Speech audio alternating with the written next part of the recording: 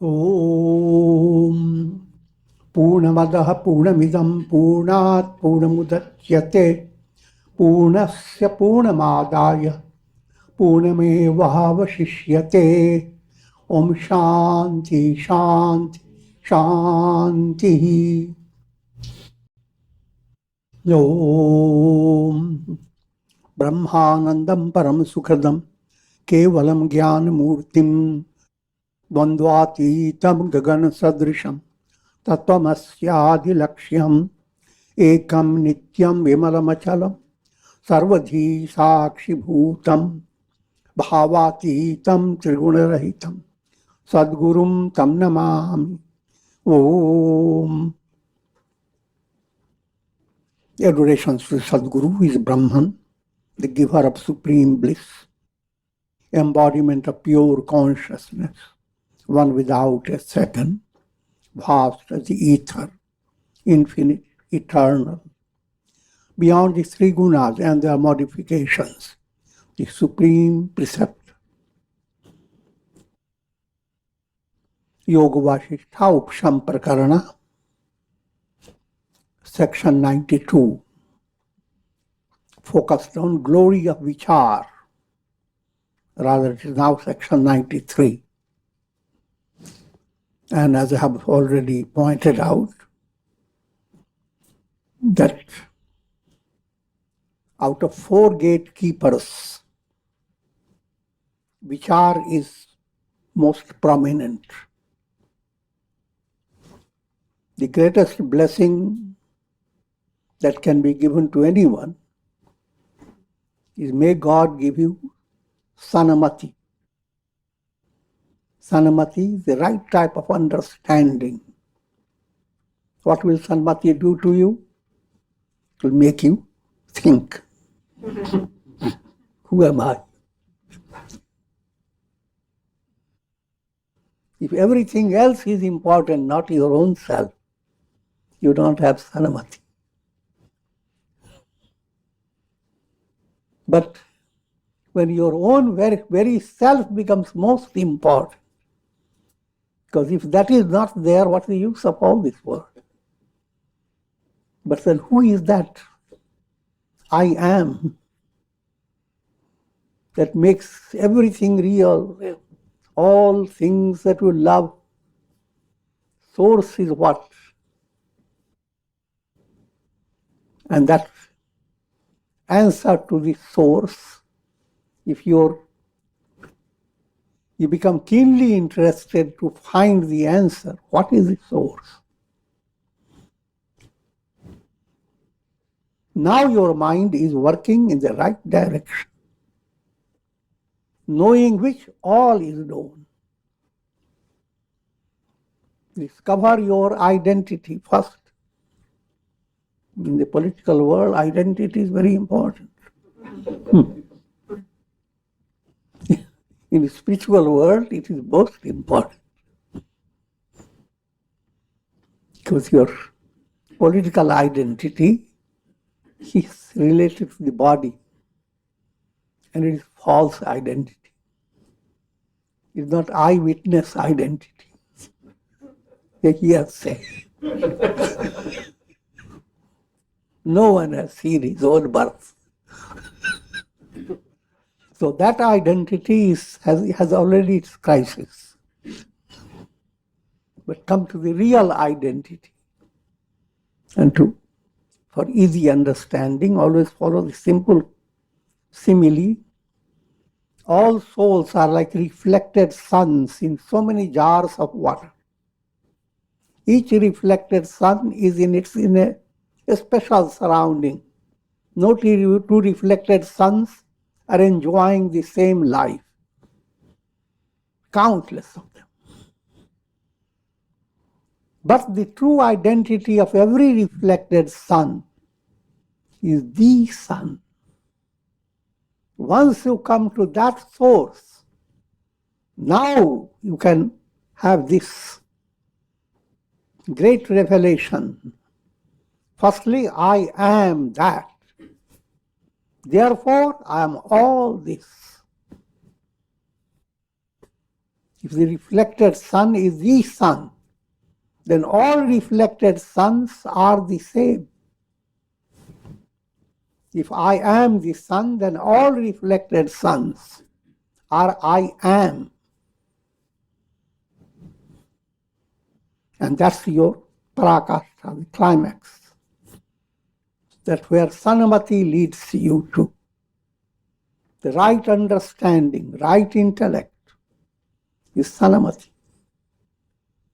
But intellect that is deluding you to go after so many countless things,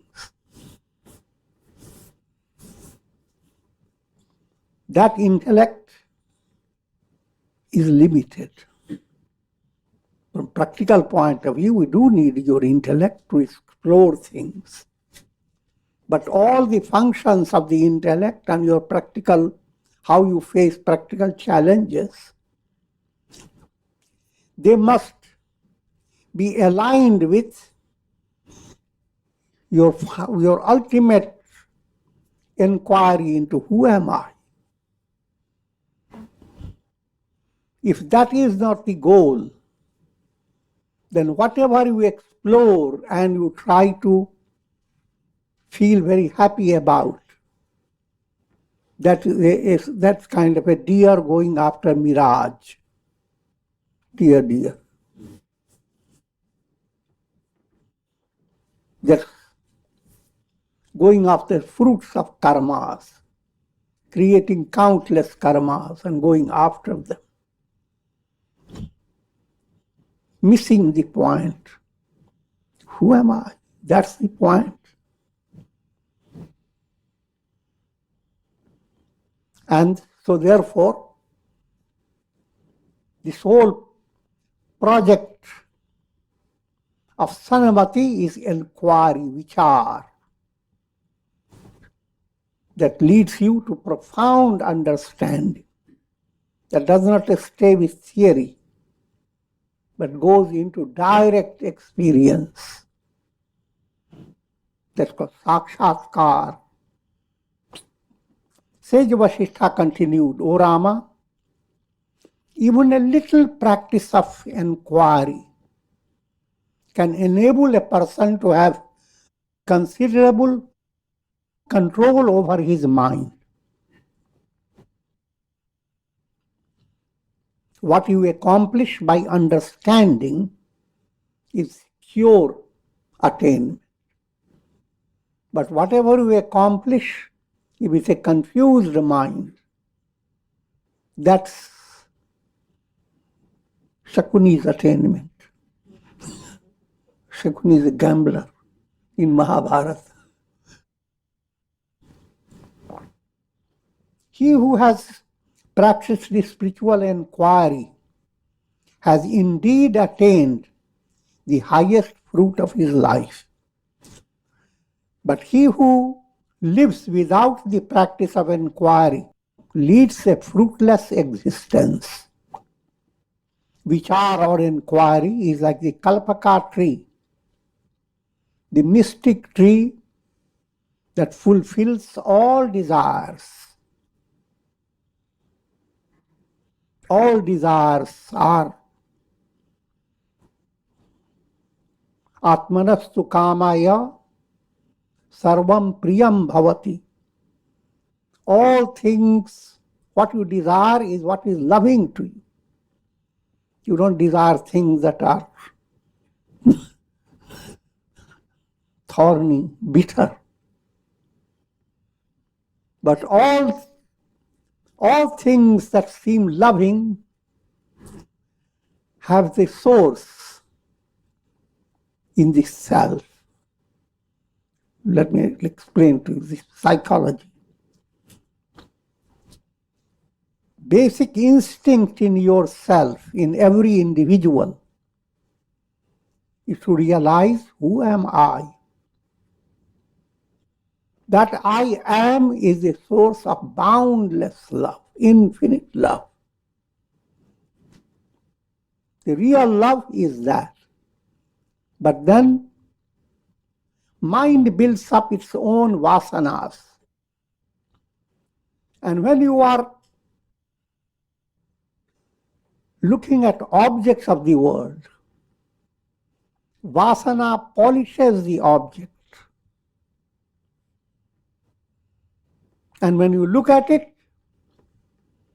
you see your own self-reflected. So what you are loving in the object is your own reflection, not the object. Because no objects are steady. All objects are illusions. But as long as you see self somehow related to it, you love it. And what makes that illusion? Vasana colors. If vasana is very strong, it has created a bigger, a reflective basis.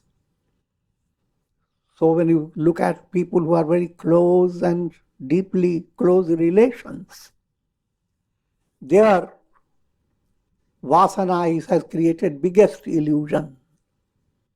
You see your whole joy depended upon the near and dear one. So much so you pray, oh God, let it be for eternity.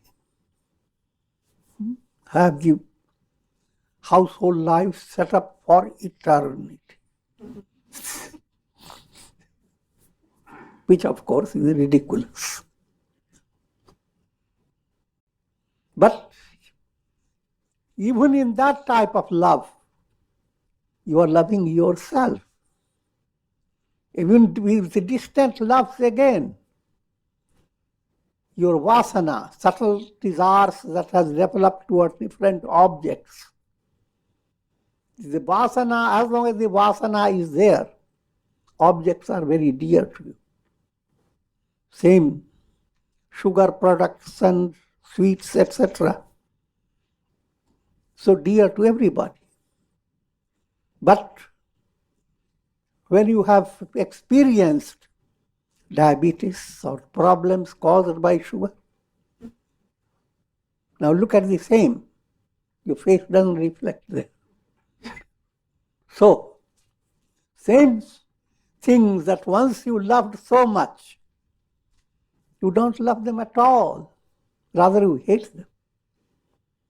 So, love and hate, they are magic show created by your vasanas. But behind the vasanas, the root instinct within you is, who am I? You love yourself, the Atman. That's what you are looking for. So, Vichara directs your attention not to go after countless objects, but go after who am I, the very source. This movement becomes the Kalpaka tree. In biblical statement, seek ye first the kingdom of heaven. This is what kingdom of heaven is. All else shall be added unto you. In the practical world, you are led by karma and you have limited identity with your physical body, but all the needs of your body and the process of karma, all will be aligned in such a way that it will be giving you deeper and deeper fulfillment. Your life becomes integral yoga movement. So you do not live with a sense of wasting your time. Or in a state of illusion, going after vanity. In brief, if your plan is to have self-realization, everything that is needed in your personality will shine in the world, have success in every step.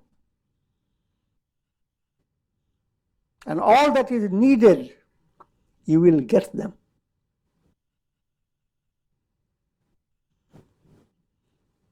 But here again you have to understand, from the masses, point of view of the masses, all that you need is eat, drink and be merry. How much you have drunk, how much you have eaten, how many restaurants you have visited. I'm joking, but not yet, not complete joke. So Vichara movement leads your soul to experience absolute fulfillment. Lacking Vichar, lacking Sanamati, soul is never led to absolute fulfillment. Rather, it's always thirsty, always wild, running, not knowing where to go. This kalpaka tree of Vichar sprouts in a pure heart. So, again, enquiry process requires patience. Patience to allow your heart to become purified. So, sadhana stage, first focus is practice your sadhana. Focus yourself in practicing integral yoga in daily life.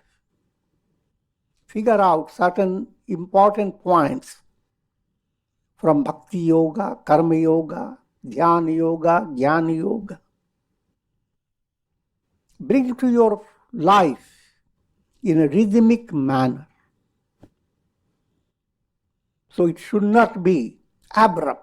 One day you live completely different, totally involved in meditation. Another day, vegetation.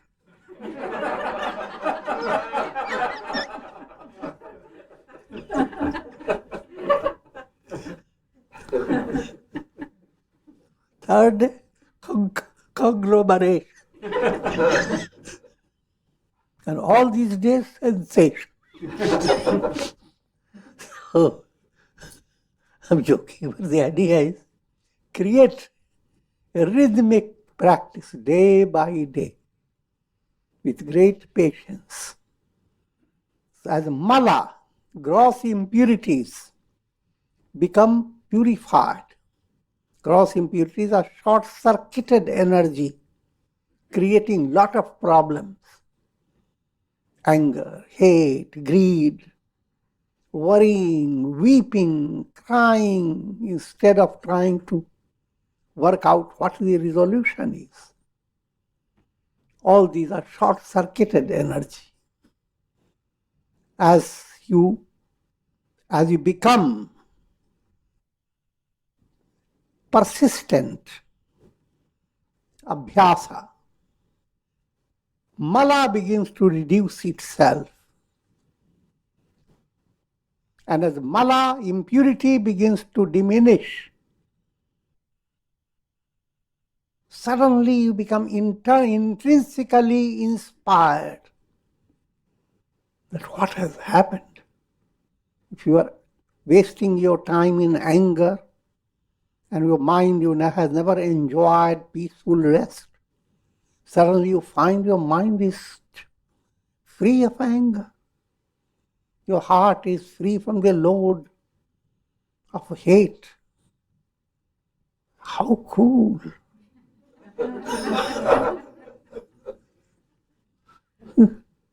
How wonderful am I? When you discover that your headache is gone, how good does your head feel? Therefore, automatically, your mind goes into how you are, how you feel. And if you follow this, how much is waiting for you. The mala removes and you feel so better. If vikshepa gets relieved, reduced, sublimated, vikshepa's distractions, how wonderful you will feel then. And as you are following this, how great is the goal, if these little steps have given so much thrill, what's waiting for you when you go to the highest step? So there is no doubt in your heart about who is guiding you? Sanamati, your own internal understanding, your own feeling about it. Nobody has to tell you, yes, that's the right path to follow. Again, all these statements have to be understood in a proper way. If you are qualified, creating that qualification to move in the right direction, the divine plan arranges, even from people around, you find people who encourage you, especially Guru and advanced sources of satsanga become more and more possible for you. But basically, you are being led by your own Sanamati. And that's called Vichar. That Sanamati goes on revealing the profounder reality of your own soul. So Vichar is like the Kalpaka tree. It sprouts in a pure heart and then spreads its numerous ramifying branches in the form of serenity, self-control, compassion, non-violence, and all Davi virtues. Sanamati begins to bring all those virtues, putting the ducks together. It's called righteous conduct.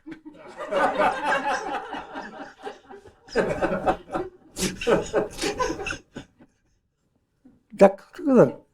Con is a Spanish word. It's duct.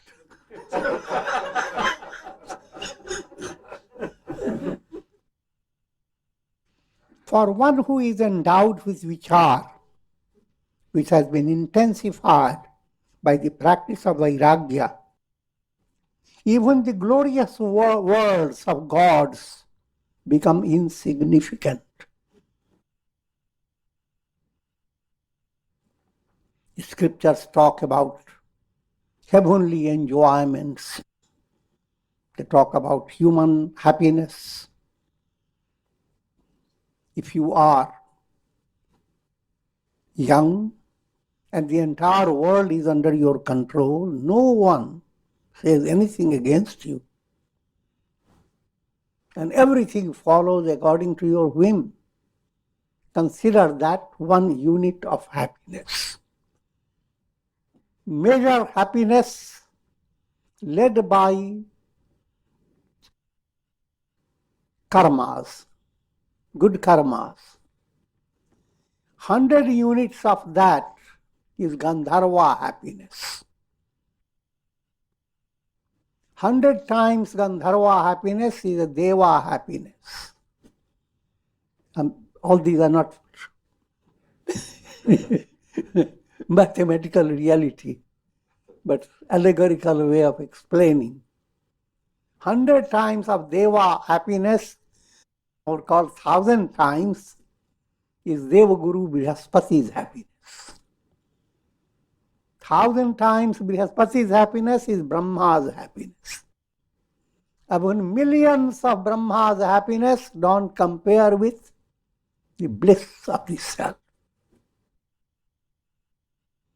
So, all the happiness that you can gain led by karma, that happiness is always extremely limited. The scripture tries to build up all these to give you an idea. No matter, to put it in a very simple way, all the happiness that you gain in your dream, you never had a good cream, wait, lot of cream in your dream. I'm joking. But no matter how much joy you had, you had the ocean of cream And your house is right nearby, in your dream.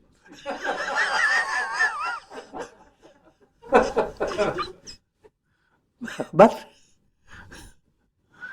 you wake up, the happiness what you experience by waking up cannot compare with all the ocean of your dream, in your dream.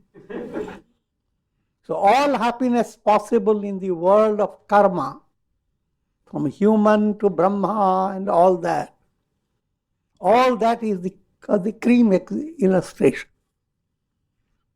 We have the whole ocean of cream. Wake up. That waking movement has a higher nourishment, higher joy than all the cream you have in your dream. It's not a very scholarly, but simple.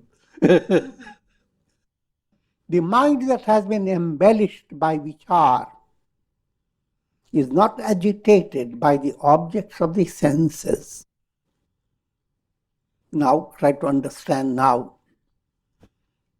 Suppose in your dream you are having wonderful time, the best of things, all have become available. But while you are experiencing it, a sudden awakening has come within your dream itself. Sometimes you might have had that type of a dream. You are dreaming, going through many experiences, that even though you are not awake, within the dream, a sense of awakening enters, that it is a dream. The moment that has entered, you have double consciousness. The dream process goes on, it doesn't change. You are climbing steps, and one of the step in the step ladder is loose and you are going to fall, or you are even falling. But deep down, even in your dream, you have that, oh, it is a dream. So you are handling both your dream experience with a settled heart that it is a dream. That's illustration of double consciousness. Same state begins to develop as Sanamati begins to enlighten your heart. Adversity comes, you do suffer from it, but deep down you don't despair. Even this will pass away. And learn from children, how do they face challenges? With a joyous face, smiling lips.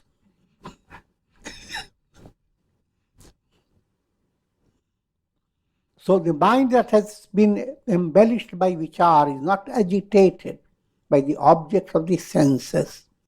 It is not influenced by grief or sorrow.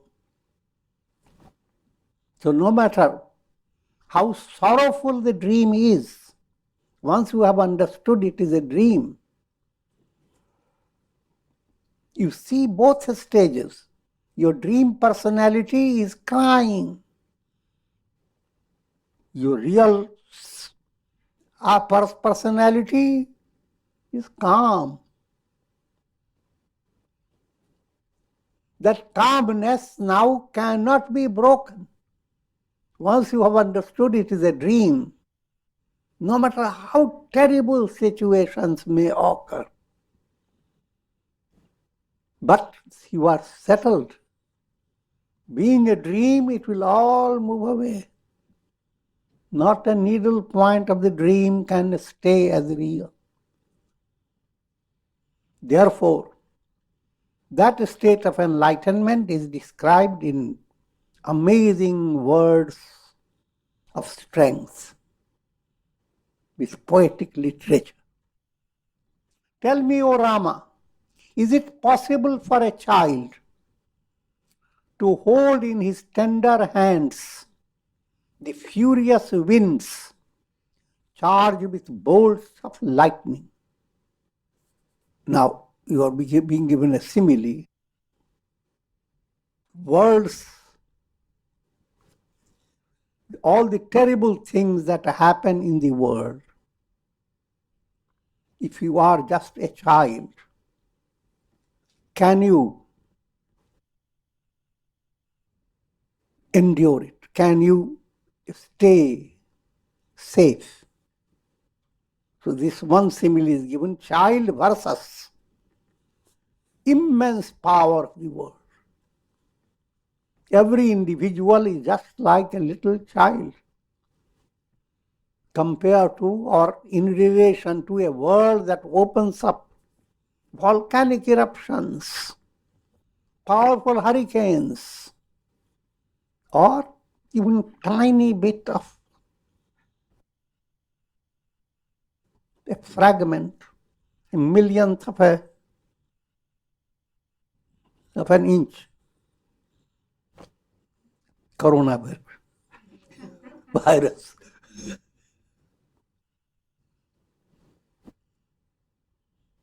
So everyone becomes like a little child in a world that is so wild and horrible. But same soul that is acting in that state, having attained enlightenment, now the experience is, the sage is like a mountain, like Himalayas. And all that is happening is just a little breeze for the Himalayas. It reverses, table turns. At one stage, you are just a helpless little creature in a vast world. In another stage, enlightened, this entire vast world is just like a bubble going to burst.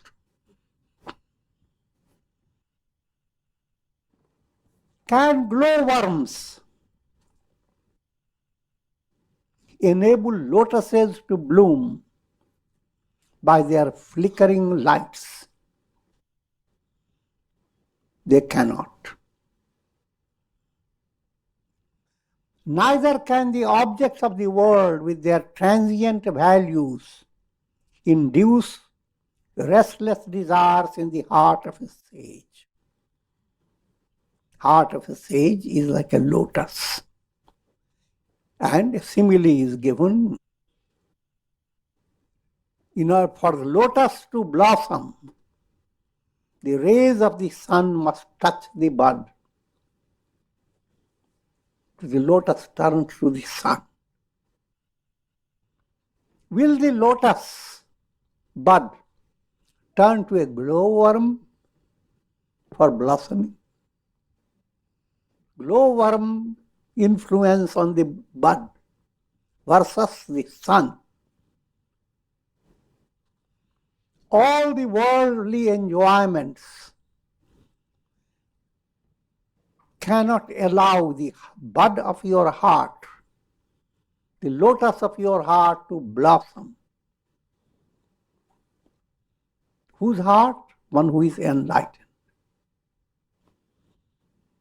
His heart has become a lotus, illumined by the light of God.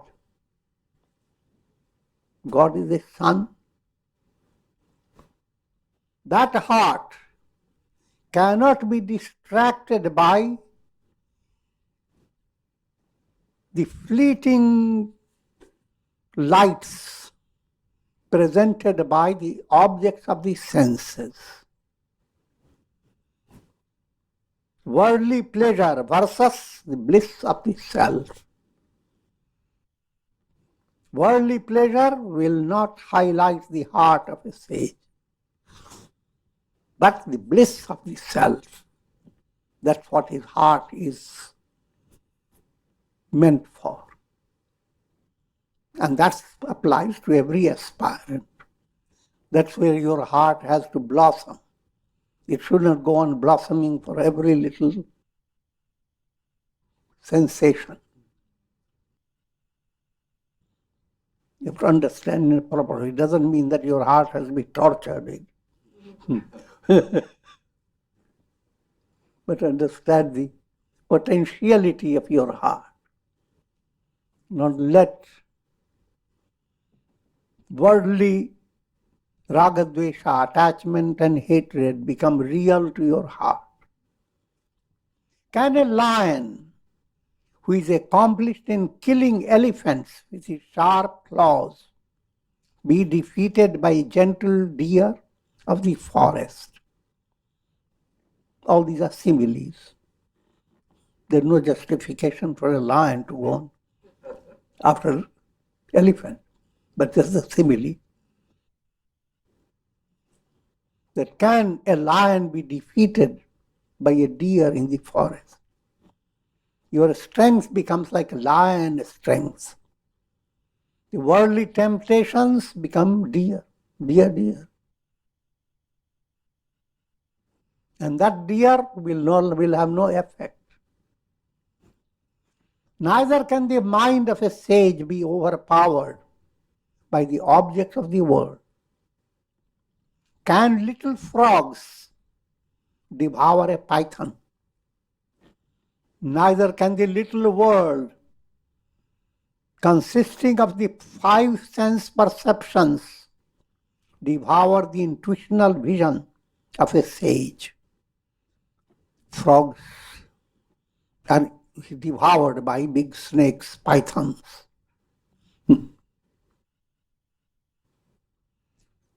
The attainment of a sage, intuitional vision of a sage, is not like a frog to be devoured by the vrittis of your mind.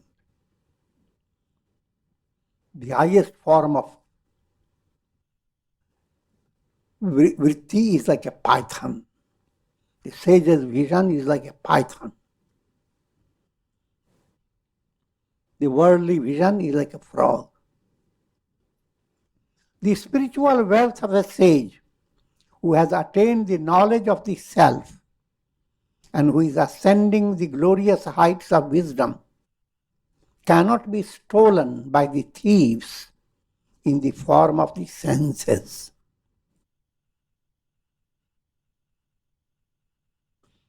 Wealth of a sage is all the virtuous qualities, ability to have balance of mind, sincerity, humility, straightforwardness, generosity, goodwill for all great qualities. People develop virtues in an immature state. The virtuous qualities are very easily stolen. You are developing the virtue of keeping cool, even in agitating situations.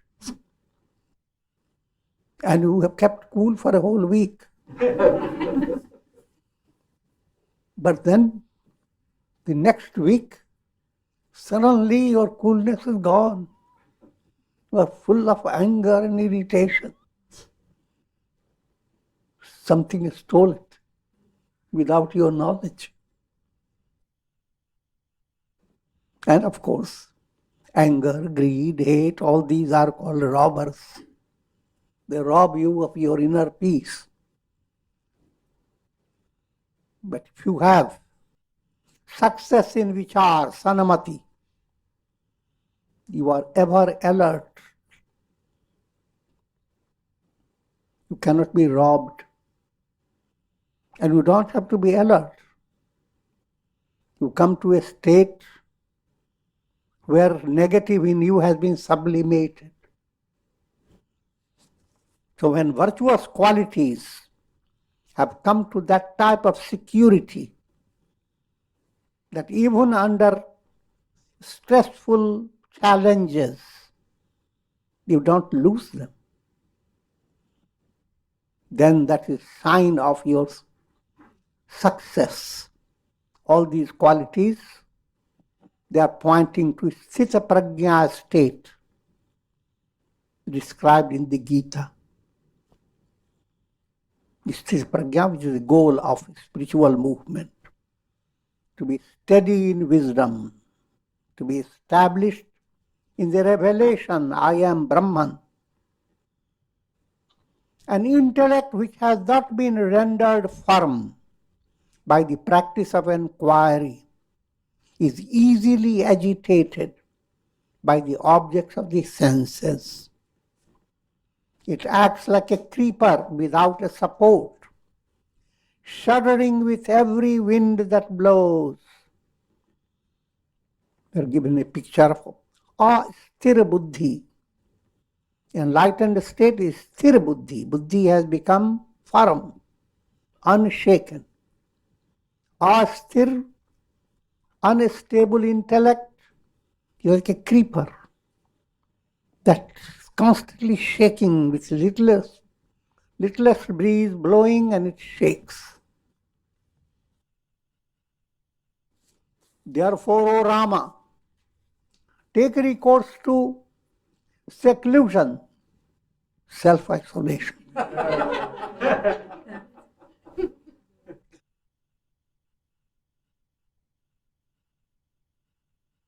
And reflect upon these questions. And that's a profound message, you see.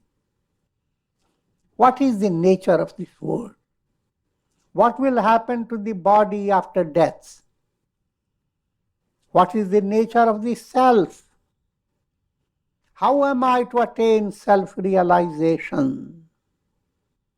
Find the answers to these questions by the practice of inquiry, conducted under the guidance of a spiritual preceptor.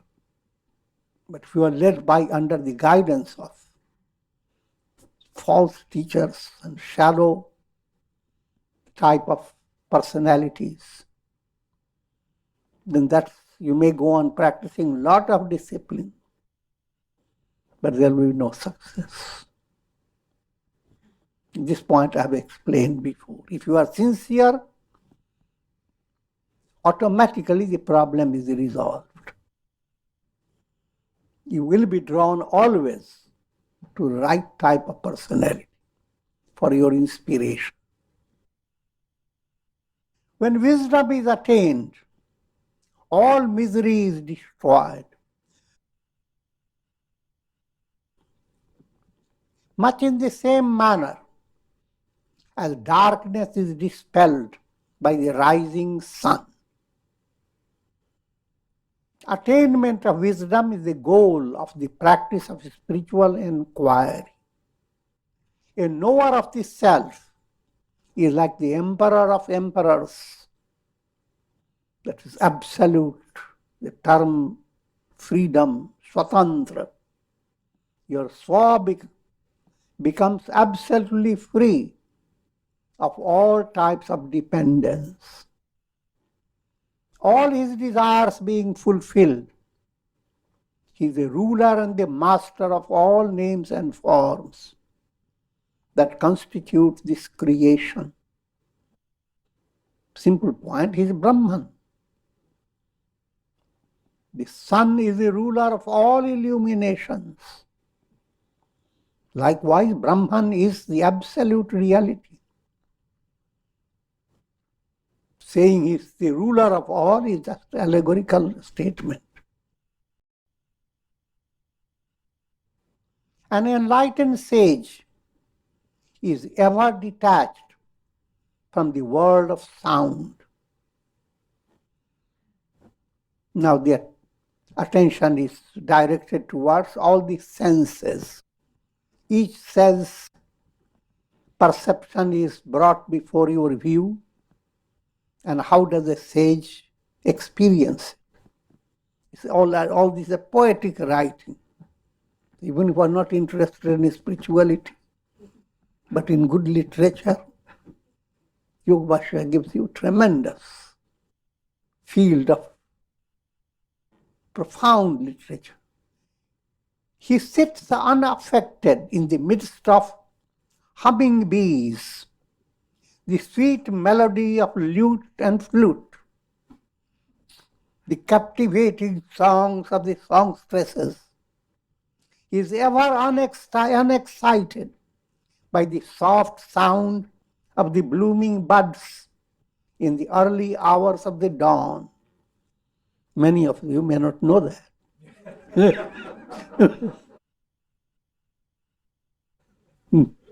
But farmers will tell you there are certain herbs. They have a special type of bud. Early morning, early hours after the moon has given a lot of energy to it, suddenly opens. But when it opens, it creates a little click sound.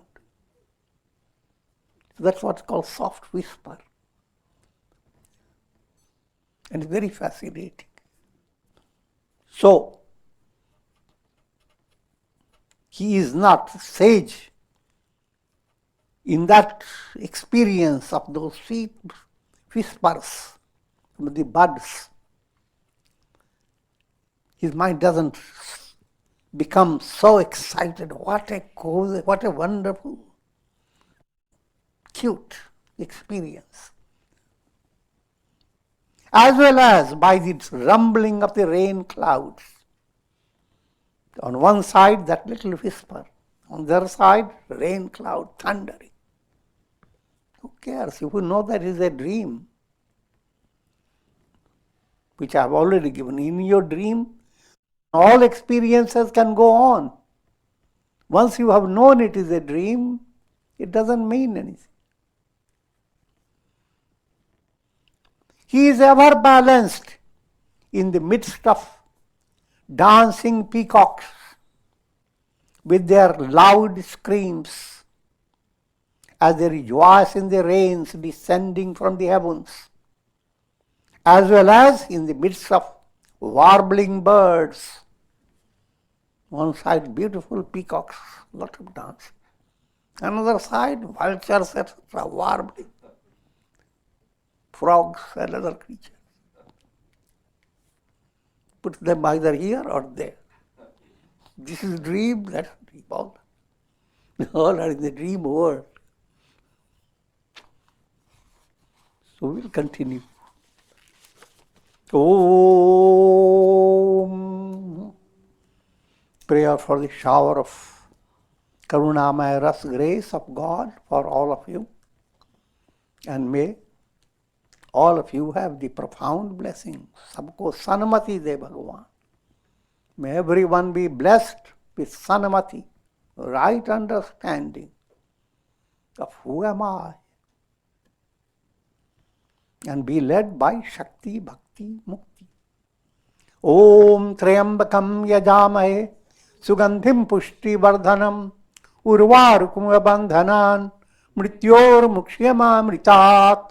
Om Sarve Bhavantu Sukhina Sarve Santu Niramaya Sarve Bhadrani Pashyantu Ma Kashchid Dukha Bhag Bhavet. Om Shanti Shanti Shanti.